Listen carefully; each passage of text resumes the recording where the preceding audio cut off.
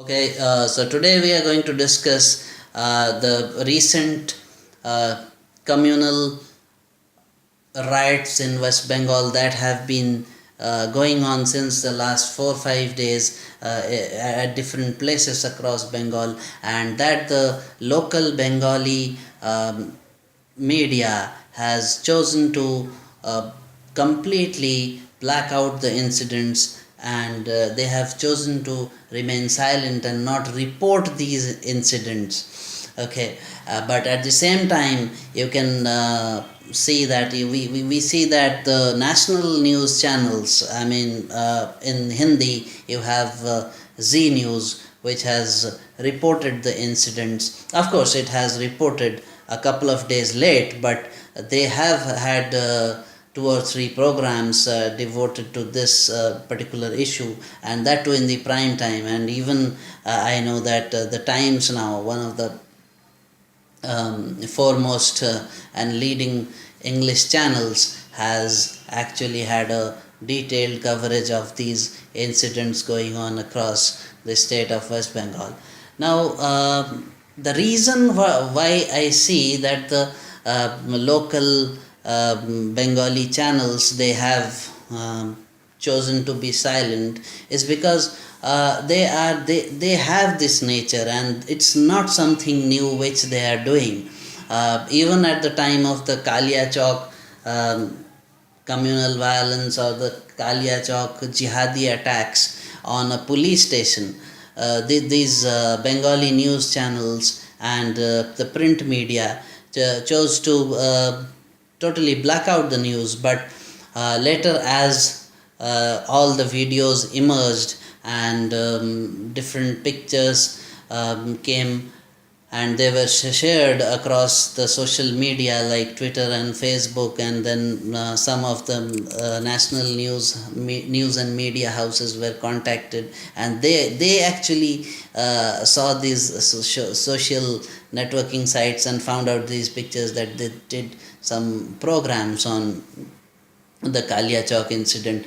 Till the time the national media had not reported, the government of West Bengal was even denying these incidents, and they were not ready to accept any such incident had actually happened in Kalia Chowk. We already know that in Kalia Chowk an entire police station was up in flames, and all of a sudden about 250,000 mob of jihadis had assembled at a particular area near the Kalia Chowk police station, and they even attacked the border security force vehicles, and they had a scuffle with the border security force personnel even.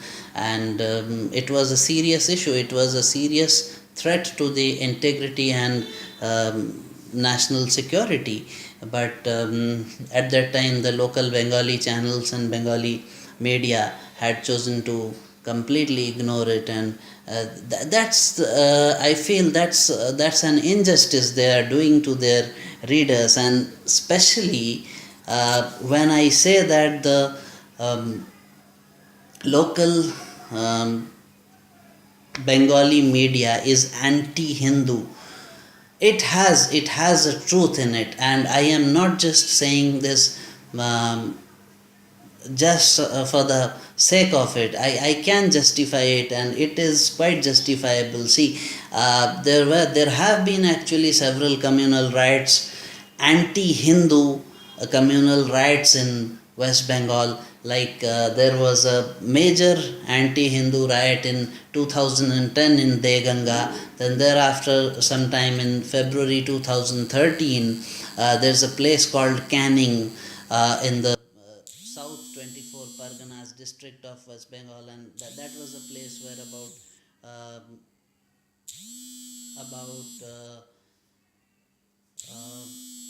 700 people were rendered homeless, and more than 200 houses were burned. Um, but the local Bengali media never reported it, and they chose to, just ignore the news. This is a pattern that is followed by the Bengali news channels here. But I feel that that's a gross injustice they are doing to their viewers and their readers, because one of the uh, one of the leading newspapers which has a very large circulation, called the ABP Anando, or the Anando Bajar Patrika. That group, that Anando Bajar, it claims itself to be a secular newspaper, or it wants to show that it has secular credentials, but actually they are pseudo secular in nature. And whenever there is an incident where the Hindu is victim, they never show it, or they never report it on the newspaper. But on the other hand, if there is an incident like, say, Dadri, or say there is some other incident, they report it in such a way that it appears as if the Hindus are criminals. They never, let an opportunity go where they can prove that the Hindu is a criminal, or the Hindus are actually at fault.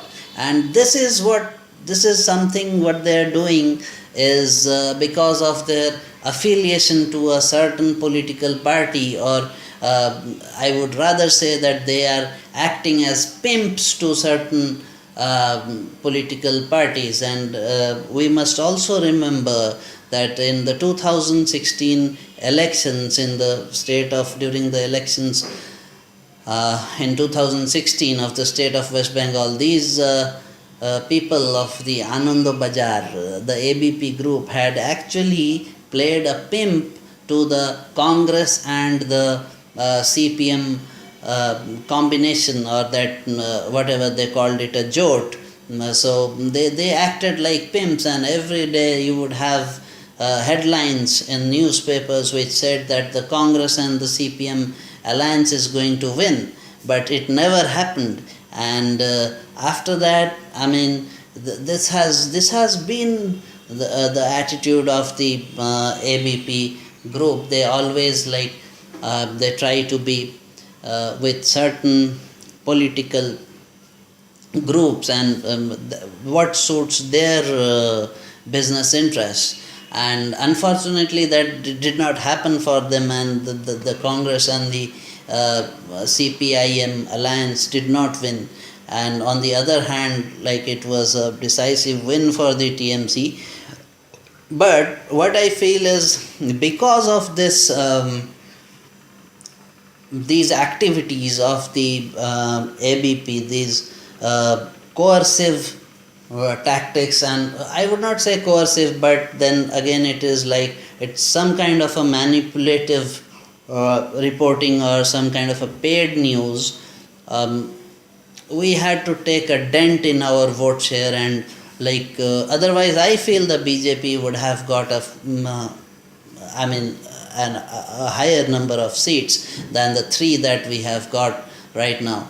And yes, I strongly believe that they have manipulated the entire elections, and in a way these people, these kind of newspapers, they rig the elections at times. So I would say that we must be careful of such people, and the Hindus should remember that all these business houses, they are running on the Hindu money. 90%, or maybe I think 95% of the customers of ABP group would be Hindus.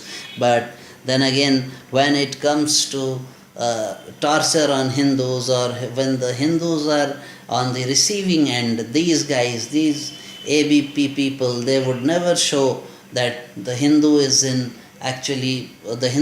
difficulty and he needs some help, or maybe there is some torture on the Hindu. But rather they would never lose an opportunity to show the Hindu as a criminal. And maybe if they get a news somewhere that probably a Hindu is accused in a murder, or some kind of a theft, or some kind of unlawful activity, then they would never lose the chance to portray the entire Hindu community as the villain.